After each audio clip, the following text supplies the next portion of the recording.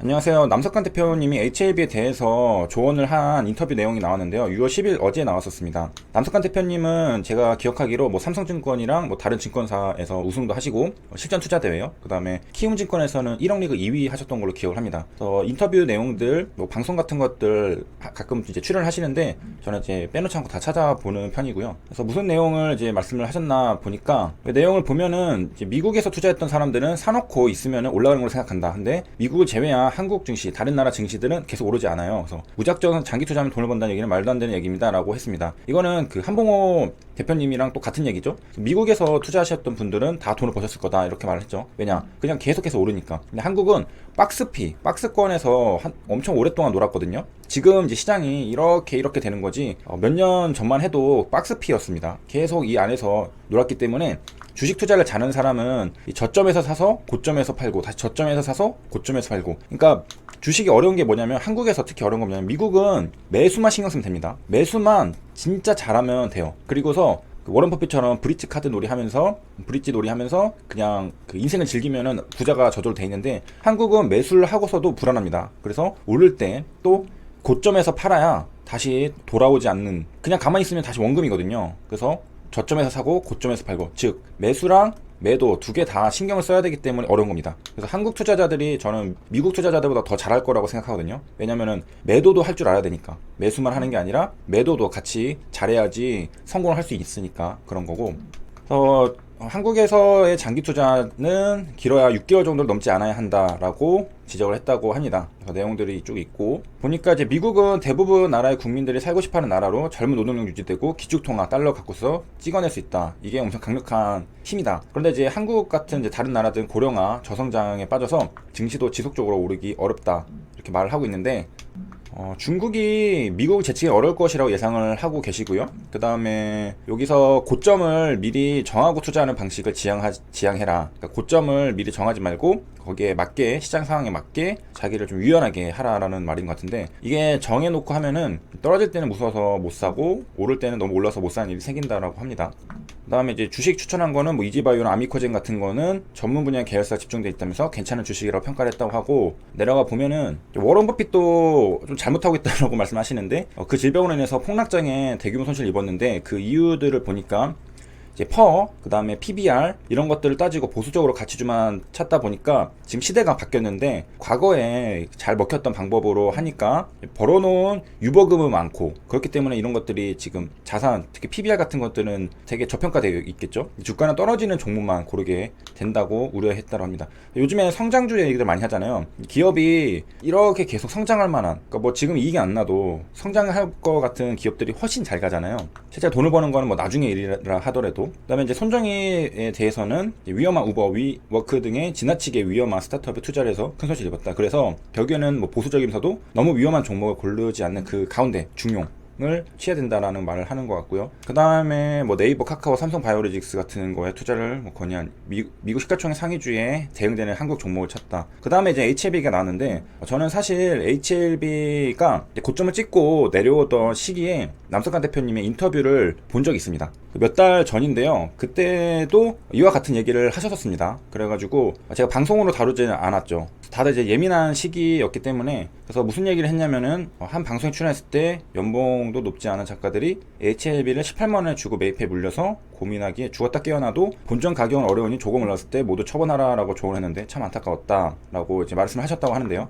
HLB 차트를 보면은 여기가 18만원대가 여기죠. 지금 한 12만원, 13만원까지 한번 터치를 했었고요. 그래서 이제 시장에서 엄청 잘 알려진 고수가 남석환 대표님인데, 이제 제가 또 HLB 유튜버인데, 맞습니다. 맞고요라고 할 수가 없잖아요. 그렇기 때문에 저도 이제 반박을 조금 해보자면은, 그 당시에 얘기하셨을 때 제가 그 사례들 같은 거 좀 들어본 적이 있는데, 그 대부분 이제 저런 패턴들이 많긴 해요. 이렇게 됐던 패턴들. 이게 순간적으로 빠르게 급등하면은 빠르게 팔아라 라는 얘기를 하셨는데, 이렇게 순간적으로 이렇게 거의 한 10배 가까이 오른 거거든요. 한 5배에서 10배 정도. 그 다음에 그 빠르게 오른 거는 또 빠르게 하락한다. 그래서 이런 차트 패턴들이 상당히 많이 있습니다. 시즌도 이랬던 모습이 있었던 것 같은데, 시즌은 다시 올라왔는데 시즌도 빠르게 올라갔다가 다시 빠르게 여기까지 내려왔죠. 이런 모습들이 많이 있긴 해요. 그래 보통 이런 경우에는 조정의 기간이 깁니다. 조정이 길고, 제가 이제 그 반박하려는 이게 아니라 그 주식시장에서 정말 잘 알려진 고수분들이 여러 명 있습니다. 근데 그분들이 하나같이 했던 말들이 있어요. 제가 기억을 하는 게 그 슈퍼개미였던 지금도 슈퍼개미죠. 그분도 있고 이름이 잠깐 기억이 안 나는데, 아무튼 다 모두 무슨 말을 했냐면은 바이오에서 큰 재미를 못 봤습니다. 큰 재미를 못 봤다. 왜 그러냐면은 이분들은 주식에 너무 고수다 보니까 아는 게 많아요. 그래서 재무제표랑 그런 것들을 보면은 바이오는 누가 봐도 너무 위험해 보이는 거죠. 왜냐면 실적 하나도 없고 다 마이너스고, 게다가 다 슈퍼개미니까 큰 돈을 넣는 사람들이잖아요. 바이오에는 차마 내 큰 돈을 못 넣게 했는 거예요. 너무 불안하니까.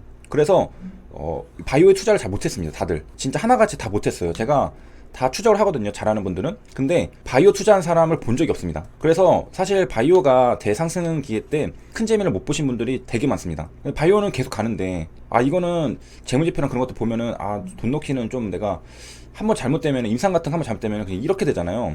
게다가 이제 주식에서 성공하려면은 돈을 잃지 않는 게 가장 중요합니다. 그래서 이분들은 잃지 않는 방법을 택하다 보니까 바이오에서 큰 수익이 날 수도 있겠지만 잃지 않기 위해서 넣지 않았던 거거든요. 그렇기 때문에 이런 것들이 있잖아요. 임상 실패했던 거. HLB만 해도 푹 떨어졌다 푹 올라가고 이러잖아요. 이런 것들이 돈을 잃을 수가 있는 그런 위험성이, 리스크가 커지는 거니까 하지 않습니다. 그래서 대부분 이제 슈퍼개미 그리고 주식시장에서 성공한 사람들은 바이오에 투자를 하는 사람이 없습니다. 그렇기 때문에 바이오를 보는, 왜 투자 안 했겠어요? 바이오를 보는 관점 자체가 이거는 위험하다, 비판적인 시각을 많이 가지고 있습니다. 그렇기 때문에 아마 그런 것들도 있고, 그 다음에 확률적으로 임상이 성공할 확률이 확률적으로 10%가 안 되잖아요. 신약 시판까지. 그렇기 때문에 이런 것들을 다 종합적으로 봤을 때 제가 봤을 때는 HLB에 대해서 아주 깊숙이까지는 공부를 안 하시는 것 같고, 그냥 일반적인 얘기를 하시는 것 같은데, 그리고 확실한 건 HLB가 다른 바이오랑 좀 다른 점도 있죠. 항사작의 아파트님이 지금 시판되고 있고 막 그런 것들을 봤을 때 좀 다른 점들도 다 있고 한데, 그래서 주식시장의 고수라고 다 있는 그대로 받아들이기는 조금 힘들 수도 있겠다라고 말씀을 드리고 싶습니다. 지금도 이제 그 질병으로 인해서 바이오가 또 대세잖아요. 지금 시장에 가장 핫한 게 뭐냐라고 하면은 아마 100이면 100 다 바이오라고 할 겁니다. 바이오가 사실 거의 뭐 테마잖아요. 테마로 이렇게 지금 이렇게 엄청나게 오르는데, 분명히 안전하게 투자하시는 분들은 바이오에 그렇게 많이 들어가지는 못하셨을 겁니다. 그 다음에 제가 얼마 전에 여기 딱 떨어졌을 때 여기에서 코스닥에 카이노스 매드가 입성했다라는 영상을 올린 적이 있는데요. 그러고 나서부터 지금 이렇게 양봉에 5%, 그다음에 25% 상승을 했습니다. 상승을 했는데, 그때 댓글로 제 오랜 구독자님이 또 카이노스메드에 대한 정보를 링크를 달아주셨는데, 그거를 한번 다뤄드리려고 합니다. 그래서 중국 기술 이전 이거 치료제 3상 직행 해서, 제가 이전 영상에서 카이노스메드가 HLB랑 좀 상당히 유사하다, 중국에 지금 인상을 하는 게 있고 미국이랑도 연관이 돼 있고, 그래서 HLB랑 좀 판박이 느낌이 난다라고 했었는데, 또 하나가, 이거는 이제 HLB랑은 다르고 카이노스메드만의 매력이 있는 뉴스 기사입니다. 그 내용을 좀 보면은, 바로 핵심으로 가면은 탁월한 효능 인정에 임상 2상 없이 임상 3상을 허가한 것으로 알려졌다라고 했습니다. 임상 2상 없이 3상 간 거는 저는 지금 제가 현재 알고 있는 것으로는 처음이거든요. 그래서 어떻게 3상까지 바로 갔느냐, 탁월한 효능이 누가 봐도 있었나 봅니다. 그래서 이거는 정말로 신기할 정도로 2상 없이 바로 3상으로 갔는데, 내용을 이제 좀 자세히 봐야 되겠죠. 중국의 장수 아이디가 지금 이거 임상을 하고 있는 거거든요. 중국으로 카이노스메드가 에로를 한 다음에 중국에서 지금 임상 3상을 하고 있는 겁니다. 이게 성공하면은 시판이 되겠죠. 이거 보고서 카이노스메드도 따라서 하면 되고요. 지금 항서제약이랑 HLB 관계랑 좀 비슷하죠. 그래서 비핵산 역전사 효소 억제 기전. 그래서 보니까 이 이름은 KM023이라고 하고요. 중국 식품의약품안전처 C 차이나 FDA로부터 최근 임상 3상을 허가를 받았다. 최근이라고 하면은 2018년 10월 30일이니까 지금 코스닥 입성하기 전이죠. 그래서 2014년에 기술 이전을 하고서 최근 2018년에 임상 3상을 하고 있는 거죠. 한 4년 걸렸네요. 4년 걸려서 지금 하고 있고, 1차에서 이제 임상 1상을 결과 분석을 했는데 너무 좋아서 3상을 바로 허가를 했는데, 아마 이게 중국 CFDA라서 가능한 게 아닐까, 그런 생각도 해보고요. 미국이라면은 이거를 패스할 수 있었을까 약간 생각을 해볼 수 있고, 3상이 2018년에 시작됐으니까 1년간 진행되면은 이제 2019년 이제 20년 거의 이제 지금 결과가 나올 때가 다 된 거죠. 600명 환자로 한 거고요. 3상에서는 억제 효과, 이거 HIV 억제 효과, 약진 내성 극대화할 수 있는 병행 복합 치료, 이런 것들을 확인할 예정이다라고 되어 있고요. 내려가서 보면은 중추신경 부작용이 적고 항바이러스 효과가 우수하다. 현재 중국에 100만 명에서 200만 명이 있고 이제 단일 국가 대비 환자 수가 가장 많은 게 중국. 중국은 뭐 많은 게 많아요. 중국은 환자들이 많습니다. 그리고 이제 글로벌 판권은 카이노스메드가 보유 중이다 라고 되어 있습니다. 중국 내 판권은 장수아이디가 가지고 있고 글로벌 판권은 카이노메스입니다. 그래서 얘가 이 임상 결과를 보고서 좋겠다 싶으면 자기가 그냥 해버리면 되죠. 이제 시장 규모는 현재 16조 원이라고 되어 있고 임상 3상 결과를 토대로 글로벌 시장 진출 계획을 하고 있고 중국에서 이제 상용화 되면은 당연히 로얄티를 받고요. 그 다음에 카이노스메드도 임상을 진행을 하겠죠. 이거랑 또 하나 있다고 하는데 이거 치료제에 대해서도 2017년 임상 1상 완료하고 100% 현지 법인 자회사 이거를 중심으로 미국 임상 2상을 추진하고 있다 라고 하고 있고요. 지금 보면은 좀 HLB랑 상당히 비슷한 면이 있긴 하죠. 미국의 미국법인 100% 자회사가 또 있고 그걸로 임상을 하고 있고 엘리바 비슷하죠. 카이노스 2007년에 설립된 혁신 퍼스트 인 클래스 개발 회사로 이런 것들 다수 파이프라인을 보유하고 있다라고 되었습니다. 여기까지 시청해주셔서 감사합니다.